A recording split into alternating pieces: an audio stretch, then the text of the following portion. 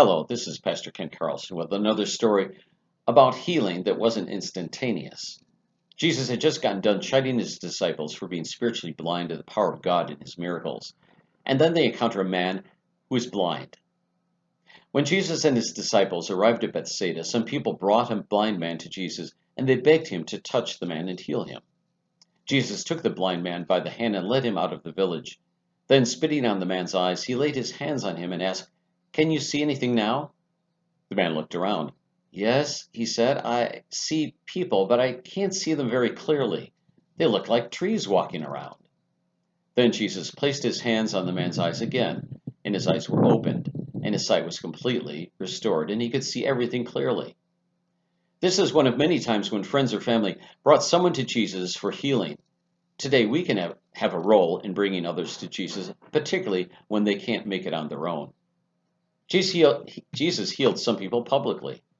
This is one of the occasions when Jesus avoided a reaction from his enemies. So he did this miracle outside of Bethsaida, a town known for despising Jesus' miracles. Healing can take place in any number of settings, even with unbelievers not very far away. Some scholars point out that in Jesus' day, saliva was thought to have medicinal value for eye diseases. On the other hand, spitting in somebody's face was an insult. In any case, Jesus chose spittle as a means for the grace of healing. But the healing power was with Jesus, not the method or the means.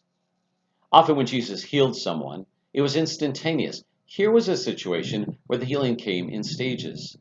We aren't told why, but the response of the man is challenging. The blind man had probably heard of instantaneous healings done by Jesus, but he didn't doubt Jesus' ability to fully restore his sight. And neither did he insist that Jesus do more than a partial healing. Jesus asked, "What do you see?"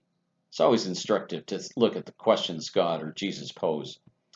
The man's initial response was that he saw people like trees walking around. Obviously, his blindness wasn't congenital because he knew what a tree looked like and he knew what it looked like for people to be walking around. He could have complained, "You've only partially healed me."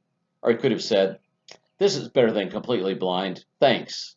Instead, he simply waited for Jesus to make the next move, and he was completely healed. Jesus took him outside the city gate where people were going in and out of town. The man could see that much from a distance. People were oblivious, though, to the miracle taking place, albeit in stages.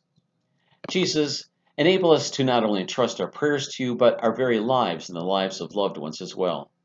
When it seems like you give only half answers, bless us with patience to leave all the outcomes to you. Amen.